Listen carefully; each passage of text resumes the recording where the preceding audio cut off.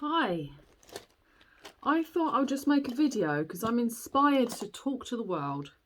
Sometimes I think that if I had a family at home to talk to or a partner, maybe I would just talk to them and I wouldn't have to make videos on social media to share things with people. But I'm a little bit red-faced. I've just come from the sauna and I've been teaching classes this morning at my local lovely gym. Feeling so grateful for my life. I've just come back from Thailand, and I know most people get miserable when they come back from an amazing, beautiful, inspiring place and having had an amazing journey, which I 100% absolutely have. But I've come back to one of the most wonderful places in the UK, and I'm so grateful for where I live. I live a mile from the beach. I teach at this amazing gym in the morning, this morning, where I get to teach kettlebells. I go in early and I do some sprints on the treadmill. I get to use the gym for free. And then after my class, I get to sit in the sauna and steam room and jacuzzi. And I live in a tiny flat and I don't have a bath. And I really enjoy the fact that that is my bath, basically. I get to use that. Now, before I went to Thailand, I did take on that job purposely so that I could use the facilities. And I ended up so busy and stressed that I didn't end up using them. So I was just walking past them. Like when I leave Crosby Gym that I teach at, which is basically on the beach, I would end up looking at the beach and feeling miserable because I've got to get straight into my car and dash off to the next job, which I have to admit I did do the other day. But you know, I'm starting to sort out my schedule.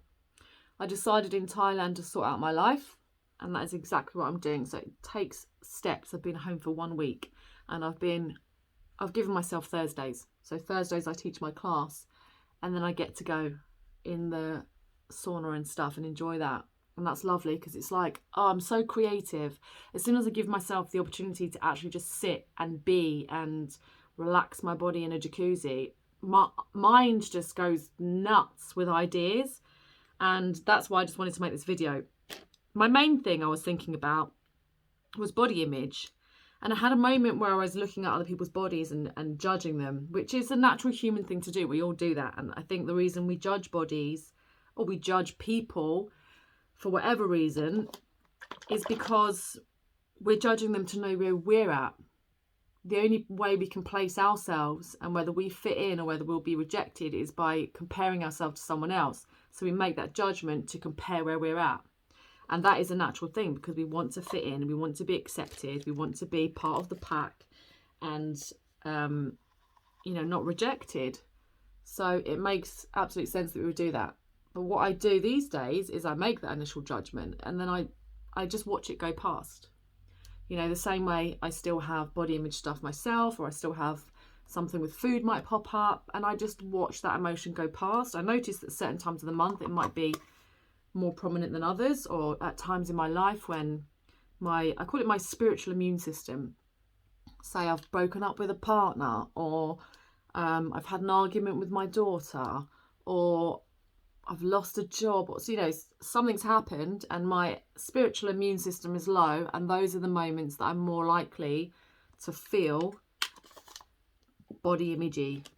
You know, that's my default. That is my red flag that shows me there's something else that I'm not paying attention to. It could be I'm really stressed and I'm not taking some time for myself to chill the fuck out, and then body image will come up for me. So anyway, you let the feelings go past. They're just feelings or thoughts. My camera's falling. Feelings or thoughts. You don't have to act on them. That's the difference. If ever I feel body imagey, which I have been actually since coming back from Thailand, because I'm in my winter body. And I say that, and it's no joke, because I don't diet and because I just eat whatever I want, my body naturally fluctuates and it's bigger in the winter and it's smaller in the summer. And it's actually a positive because, one of the main factors with fat is that, it's there for energy, one, and it's there for warmth, number two. And it's fucking freezing in the UK right now. I went out to my car and it was icy, drove to the gym, obviously de-iced it, drove to the gym. I'm there for 3 hours. and I come out and it's icy again. So it is freezing, and it's a benefit having a wobbly fat bottom to keep me warm, you know? So the bodies that I used to judge at the swimming pool, like, it was a big thing for me. I used to really not be able to relax at the swimming pool. I'd be judging everyone. And so I still see those judgments. Like, it's not that I'm being horrible to people. It's that I've been around gym people for so long and I know the way they talk, like skinny fat. Have you ever heard people being called skinny fat? And it is true that there is types of bodies, and activity can change your body shape. So when I talk about body confidence and you being comfortable in your own skin and not needing to change your body and being happy with who you are, that is a great place to be. It's a great mindset to have, because when you do use the gym, your body might change, but if you're happy in who you are underneath, then that's what matters. Because if it's all about your body, you achieve a body, and then if you lose it, you lose everything.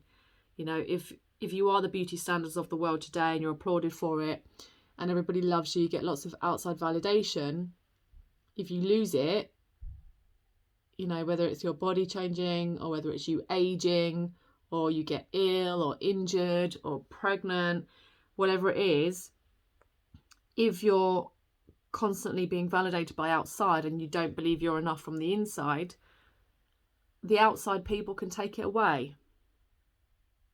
So body confidence is about being confident in who you are on the inside and letting your body show up, which was the other thought I had, that the amount of stress that we give ourselves trying to achieve a body. And I remember two things. One of them, me wishing that I could just be, that I could just eat the things I wanted to eat, like eat healthy, but enjoy my puddings and a glass of wine here and there, social life, just live basically. I just wanted to live and allow my body to show up. And I wanted that to be enough. And it never was enough because I always thought I could change it. And actually that's what I do now. When I allow my body to show up, it's a bit bigger in the winter and it's a bit smaller in the summer. Whatever I allow my body to be. And my body is quite muscular, and I have done that through training and genetics. My body responds well to training. So I'm not going to lie and say that this is my 100% genetics and I was born this way. I was always actually a lean child. I had a six-pack as a child even when I didn't do exercise, just because my stomach was always flat. Whereas my sister had a little bit of a podgy belly. I got stretch marks when I was pregnant. She didn't get any because I had the tight skin and she had looser skin. So whatever, we're all different genetics. But yeah, so that feeling of I want to just allow my body to show up was one of them. And the second feeling I had, which was the inspiration for my latest video on social media, it's the commercial where my friend who I met in Thailand does the American voice and says, "Do you have a compulsion to exercise? Do you always leave feeling fatigued and like you're never enough?" He's amazing. I tell you why that conversation came about. It was actually a natural conversation. I was like, this is so funny. I need to record it and make a post about it. Because I remember feeling like I was working out so much because I was so addicted to exercise that I kind of just wish that something bad would happen to me. I wish that I would just get fucking hit by a bus or something because I couldn't stop. I was at the peak of what I could do, and I literally, the line was always there, like I could go over at any time. Something was going to break, something was going to give, something was going to happen, and I just couldn't stop. And I kind of hoped that something would happen because I felt like if I get put in hospital, at least I'll get a rest, you know, and I'll be fed, and I won't be able to binge eat or overeat. I'll just be fed a certain amount of food. And isn't that awful? And I have listened to podcasts where other people have said similar things. So it's crazy because isn't that the kind of thought that you wouldn't share with people? That you wish you'd get hit by a bus? I mean, come on. So I heard that on a podcast and I was like, oh my God, someone else also felt the same way I did. The pressure of keeping going. Once you've achieved a high level as well, and you're an instructor and people expect that high level of you all the time, that you've always got to continue that. You know, people would look at me in the queue waiting to go into a class, and I'd walk past them to go into the class and say hello to them, and they'd be like, oh, like, we know we're entering for a hard class, you're teaching the class today. And I would actually like that. I would secretly like it. My ego would be like, yeah, now I've set the bar here, and now I've got to, you know, go hard or go home. All of those things that we tell ourselves. So yeah, those two thoughts that I had that I wanted to share with you. Don't know if any of you resonate with those or not. They are quite extreme, but I had a disorder, and disorders give you disordered mindset, you know, and it's wonderful now that I do actually allow my body to show up. So if I do have any body image things, it's normally just when my body changes. It happens the other way as well. In the summertime, when I start losing weight, and I don't weigh myself, but I know I can just see. Like, I'm always a size 10. I might be a small size 10. And then in the winter, I might be a big size 10, pushing towards a 12. And in the summer, I might even be pushing towards an 8. But I only know because of my clothes. So I have some clothes that I can't fit in the winter and I can in the summer, and vice versa. I look at myself when I'm training in the summer and I'm like, fucking hell, like I look so lean, and I don't want to be that lean because I don't want to have like a flat bum and stuff. Like, I have a really juicy round bum in the winter, which is nice, and it keeps me warm, as I said. And sometimes in the summer, because I'm so lean, I feel like a straight pencil. But it's my body, and that's what my body wants to do. I do nothing. I eat ice cream, I drink wine, and outside of that, I eat generally healthy because I like healthy food. Look, I've got all these freckles from the sun. I love them, so I'm just going to highlight them a little bit more. Freckles are so cute.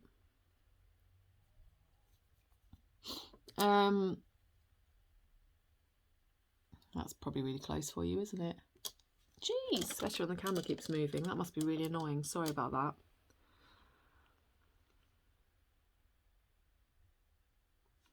So the body types. There is such a thing as skinny fat. I was talking to a guy in the gym today who had that type of body. He said, this is for the first time I've just started putting on weight. So he's one of those tall, lean people. In fact, there are names for them. You learn it in fitness, actually. Ectomorph, he would call him. So he's like the long, lean, natural genetic type person who probably would never be obese or whatever. But if he just does what this guy does, cardio, no weight, he stays long and lean, sort of like stringy muscles. And when he starts to put on fat, he doesn't look big in size. So in his clothes, he still looks lean, but he's got like a soft body, if that makes sense. So there are types of bodies that do relate to your genetics and your lifestyle, and you can change the lifestyle part and change the body. However, you will get to a point where your genetics will stop. Hence why bodybuilders get to a point that their genetics is like, that's the maximum I'm allowed to do with my body. Also giving it to account your time, your job, your lifestyle. If you've got a lifestyle that you can dedicate many hours to the gym, if you're a personal trainer, if you live in the gym, if you're there every day, you'll achieve a lot more than someone who's got to work 9 to 5 days a week and has got children, you know, whatever. So putting in all those allowances, you'll get to the fullest part that you've done through your own training and environment, and your genetics will have a limit, which is why when you get to that limit as a bodybuilder, some people take drugs like steroids. And I'm telling you, when I did mine, I got to the limit of my thinness, and to move past that, I had to get an eating disorder. And I was on a program, and I could have done the one program, got really lean, and then came out of it. And who's to say whether I could have done that and kept a healthy mindset or not? Because that's not what happened. But I already had eating disorder tendencies or disordered eating. And my motives for becoming a bodybuilder were actually because I didn't like my body, and I thought that that was the ideal body, and that if I could achieve that, I'd get more clients, I'd be validated, I'd like myself, I would have achieved perfection. I don't know where I thought I was going with it, because you don't keep the body. You put it on for the stage, and then you reverse diet and bring yourself back to normal. Now, if anyone's ever taken all their fat off, which is basically what you do when you become a bodybuilder, when you start putting your fat back on, you feel fat. You're not fat. Your whole size isn't fat.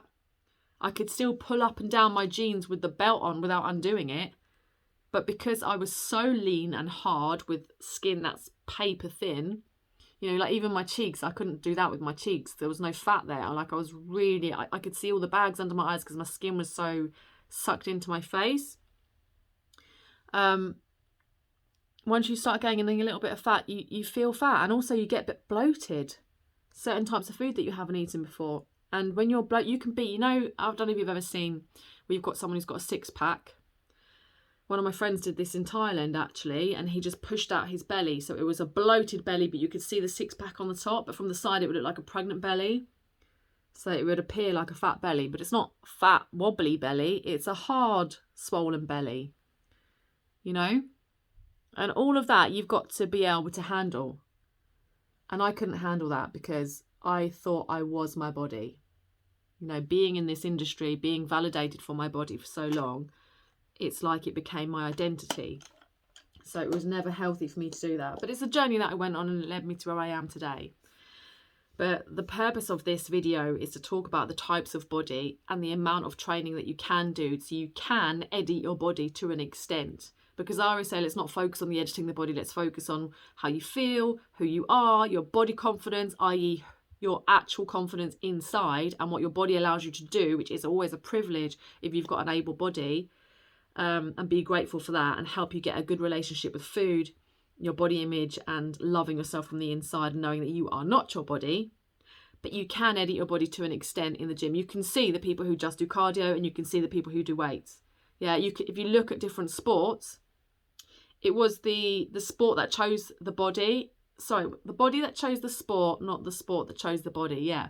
So you see runners, for example, marathon runners, and you think they look lean and thin or whatever. I want a marathon body, so I'm going to run marathons. I'm going to do that. But the reason why those people got good at doing that is because their genetics allowed them to be good at that. They may have tried all sport and were rubbish at discus throwing, you know. They were rubbish at short, sharp, what's the word? Power, explosive strength sports, that they went for endurance because their muscle fibers, their natural genetic amount of muscle fibers, was more suited to that sport. So when you look at the sport, know that the people in it were the ones whose genetics allowed them to have that body. So you can't try that sport and think that sport's going to give you that body. It's the other way around. However, you can, through fitness and eating well, allow your body to show up your natural genetics and see where it lands. You know, so you can train in the gym, you can do weightlifting, and you will increase your muscle tone, muscle strength, muscle size, and you will notice those benefits. The amount of fat you have on your body may decrease. It's obvious. The more muscle mass you have, the more calories you burn at rest, your basic metabolic rate. So if you stayed eating the same amount of calories, technically you'd burn more calories and you'd probably be a bit leaner. But it may mean that your body's still a size 10, for example. If you were a size 10 fat and then you start going to the gym, you might be a size 10 muscle and you've got less fat on you. When you step on the scales, you might have been 9 stone and now you're 10 stone because you've got more muscle, but you're a bit leaner, like your waist is smaller. So those things you can do. But if you want to be a size 8 and your natural genetics is a size 10, there's only so much your body will allow you to do before you have to start doing things to it that may not be healthy for you. So this is what I'm saying about the body styles, and think about your goals, your long-term goals, what you want to achieve.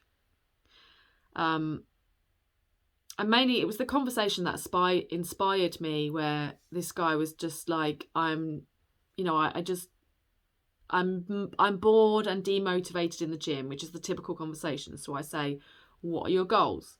I don't have any goals. So you're just ticking over, this ticking over thing. Like, I'm keeping myself at an even keel. I'm not gaining any weight. Again, if weight is the focus, you're going to remain bored.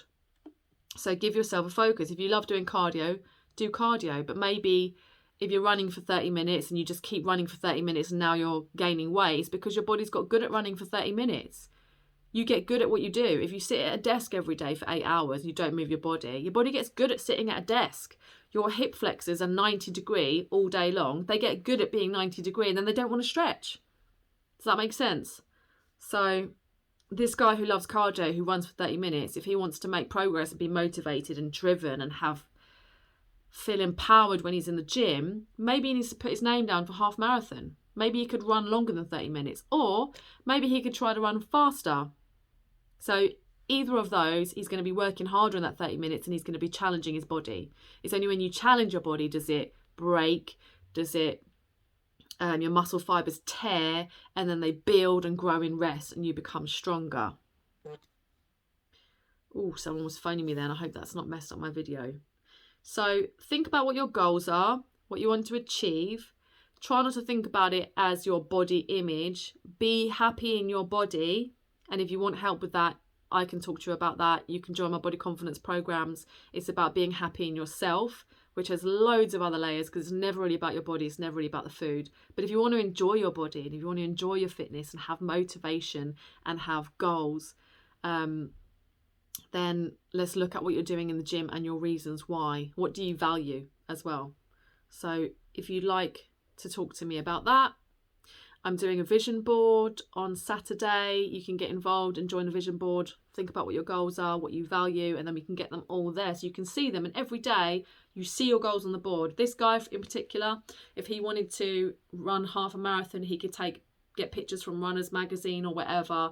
Or if he's done one before, a picture of himself, and he wants to have himself as the goal to achieve, you can put that on the board, see it every day. And when you go to the gym, you've got that motivation. You're never going to be bored again. You just need goals. Goals, vision, align your values with your vision. That's your motivation.